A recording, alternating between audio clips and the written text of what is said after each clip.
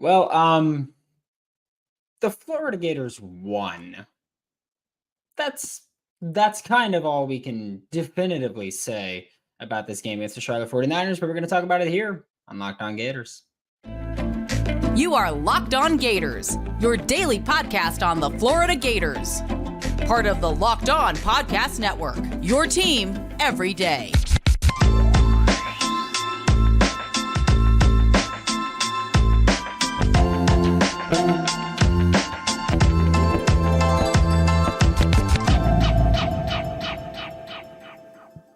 Hello, and welcome back to another episode of Locked On Gators, part of the Locked On Podcast Network, your team every single day. Thanks for making Locked On Gators your first listen of the day. We are available daily and free wherever you listen to podcasts. Happy Saturday.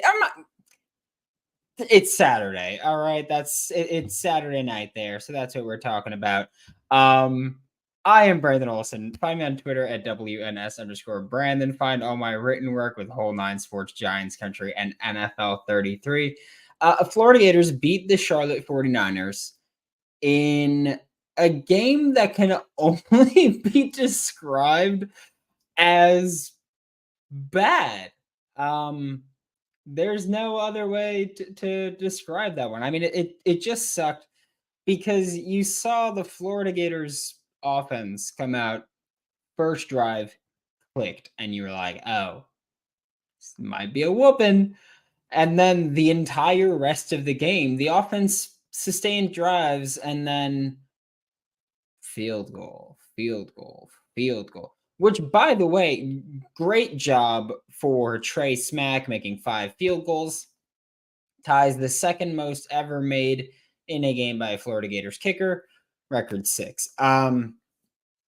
I think for me, the offense seemed more redundant than they usually do, which it usually seems pretty redundant. But I think they seemed more redundant than usual. And the only reason I can think of that being the case is because it was Charlotte.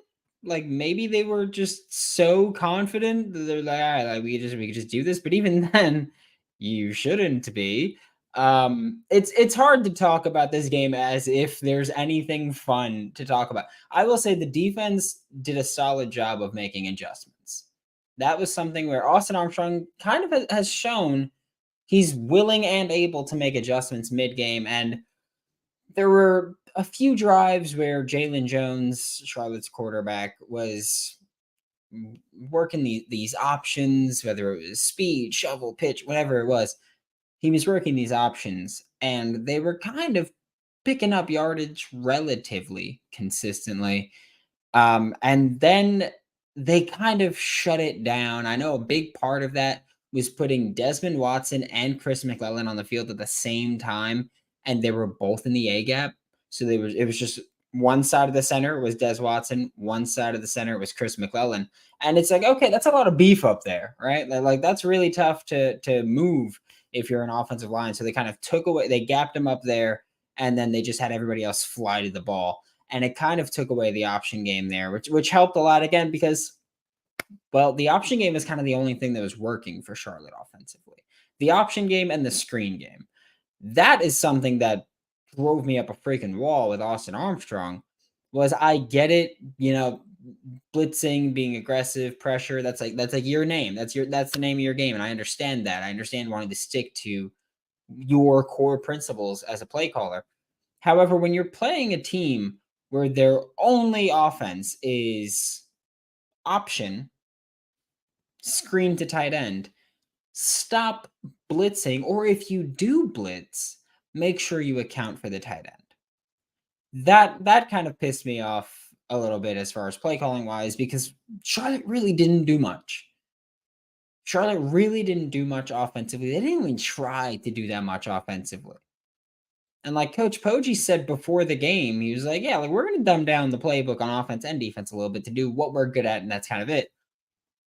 And then you look at the offensive side, I feel like Billy Napier has gotten into, I don't want to say a habit or a tendency, but he's done it a few times where he starts the game strong. When we're in the scripted portion, he starts things strong. And then it kind of just simmers out. I know that the first drive for Florida today was good. I loved when they ran the motion and then they faked that it was a bubble, or they faked that it was a receiver screen, and then they had the two other receivers run out a bunch and run deep. That like fake screen wheel stuff, it was beautiful. It worked great.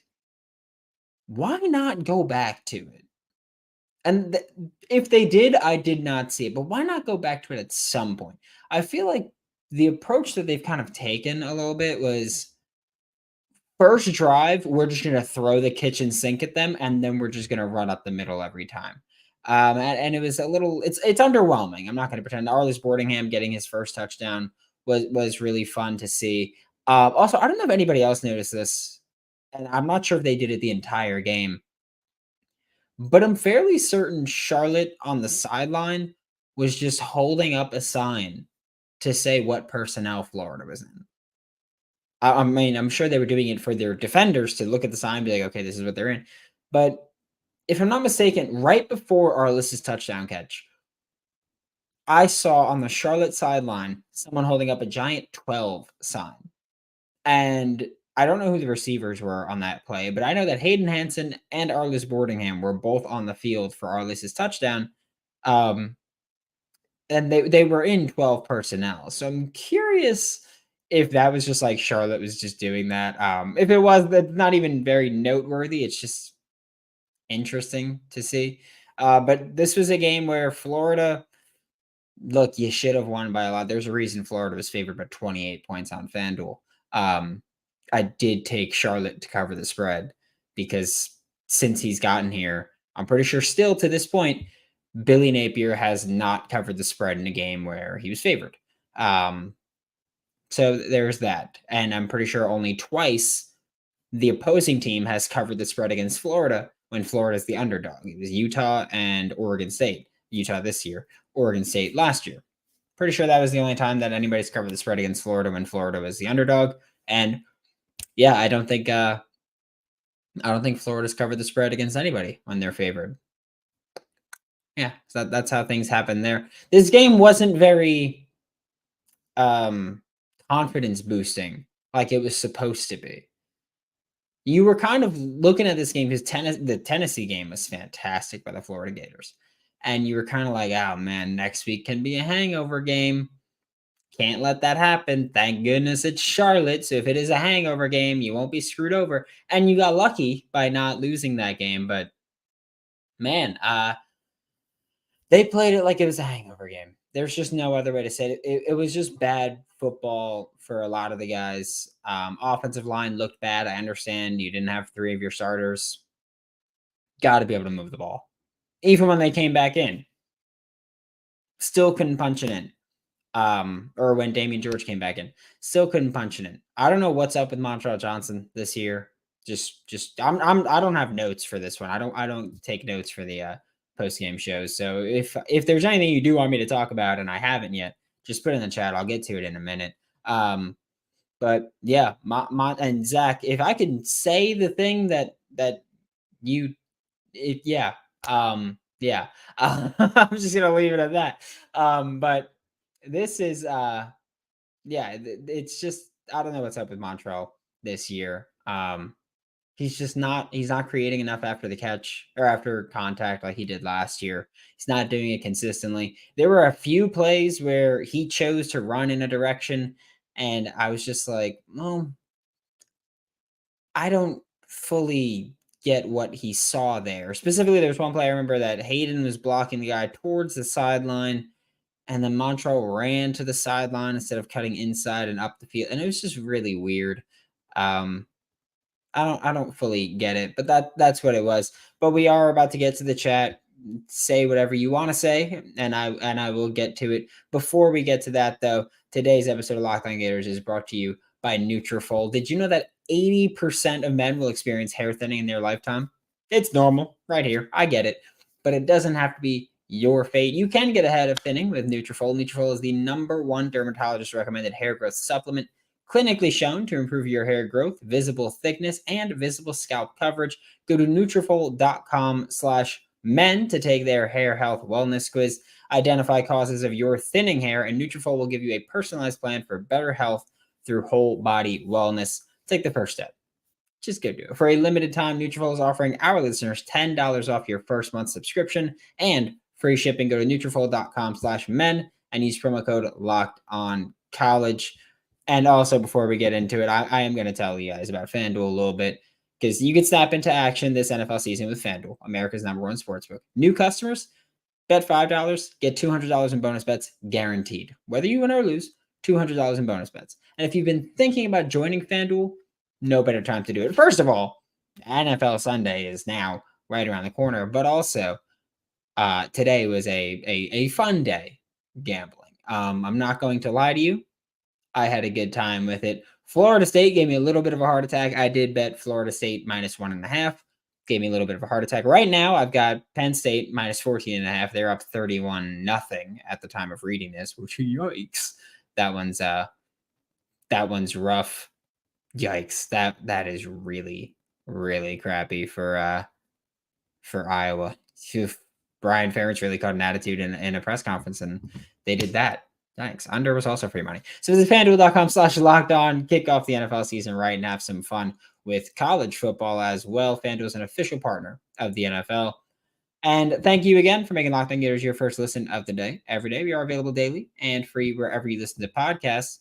And yeah, like I said, I'm going to get into the chat, and I do want to talk about that. But it was just a weird game. There's just no other way to put it. It was just a weird game. Ugly on the offense inside the red zone. 5 field goals should scare Kentucky. I bet they're pissing themselves right now. I bet Kentucky, after having a great day, I bet they're pissing themselves right now against after seeing what Florida did offensively. No doubt in my mind. Looked like O-line didn't want to be there. I don't know what's going on with them sometimes. I truly don't. There was that one play, I think it was the Graham Mertz fumble, where Austin Barber just got toasted to the edge. Like I don't like making firm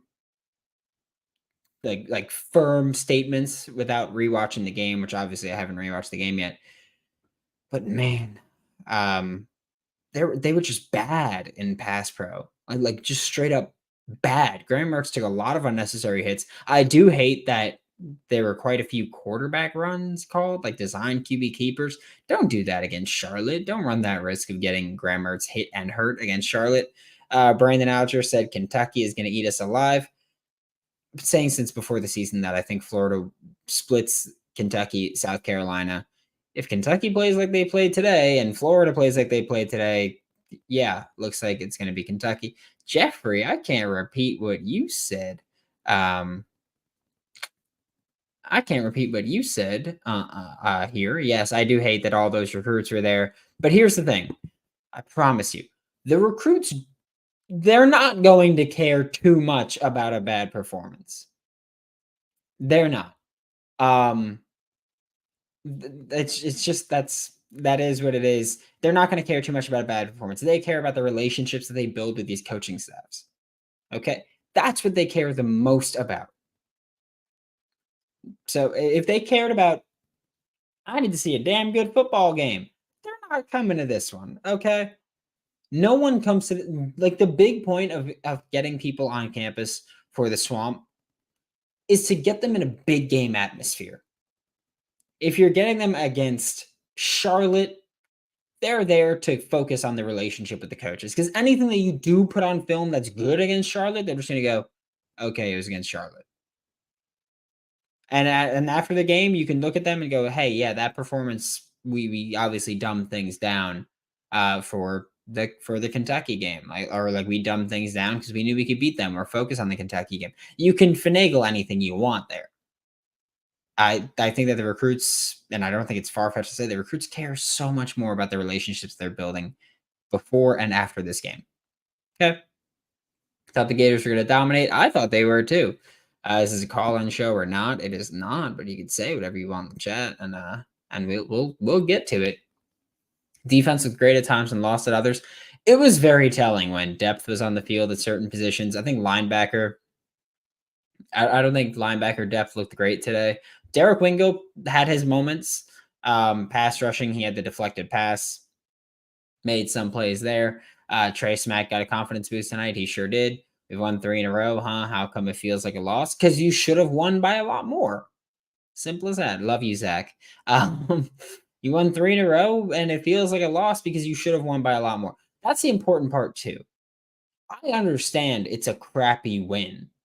It's still a win. You should have won by more, yes. It's still a win, and that's what matters most about just like the game. I understand you wanted to win by more. You should have won by more. You won. You escaped. Your errors did not hurt you that much, but guess what? You know you should have won by a lot more. So you're going to go into this week and you're going to go, okay, we should have won by, like, we should have wiped the floor with them. We need to lock it in. And if you don't do that, congratulations. You don't have a good football team, because that's what a good football team does. A good football team goes, we should have wiped the floor with these guys, and we didn't. Lock it the hell in and kick some, you know what. And if you don't do that, man, that's very telling about a lot of things. Tennessee hangover, offense will get going, but defense proved that defense kept doing, like, the defense looks fantastic this year. There's no other way to put it. The defense does look fantastic. O-line must improve. They have to. Are they possibly holding back some against Kentucky? I think they did simplify the game plan because they knew that they could just beat Charlotte. I hate doing that, though, because that's how you have a performance like tonight where it just looks bad. Again, I think that the play calling was more redundant than usual. It's usually kind of redundant, but I feel like tonight we saw just the same play being run over and over, not even just same concepts, same straight up play being called over and over, and just being like, all right, well, we know that we're moving down the field. We're at least getting in field goal range and we're getting points out of this. So that's what we're going to do. And I hated it. Graham Mertz only threw one homicide ball to Ricky Pearsall today, and it was a fantastic catch, but only one homicide ball, which is good. I don't know why he has to throw at least one, but he does. Half starting O-line was out. Yeah, I don't care. I don't care. You should dominate, regardless. We need better play calling. Maybe Napier should get an OC. Maybe he should. You know, it's just maybe he should. Good to see Arliss make a few plays. Absolutely. Struggled with third down conversions. Those sucked. Defense is free. Offense is still hit and miss. How's it possible we couldn't get a single freaking yard against an overgrown high school? I mean, you got a lot of yards. It's just in certain situations you didn't. Only thing I can think of is UF was lazy, and the team they played a lot of P5 transfers. They did have P5 transfers, but still.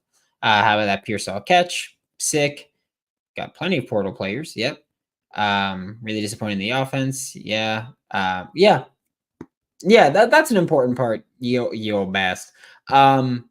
It was a team that Florida should have blown out, but it's still an FBS program. Like it's still a group of 5 school. And if you're new here, we respect group of 5 schools here. I went to group of 5 school, so we respect group of 5 schools here. So it's a team you should have dogged, but it's also not, McNeese State or Samford or Eastern Washington. Different level. It's a bye game. Different level, though. Ricky's catch was top 10 ESPN play. It was top 1 ESPN play. If you put anything else over that, you're just lying.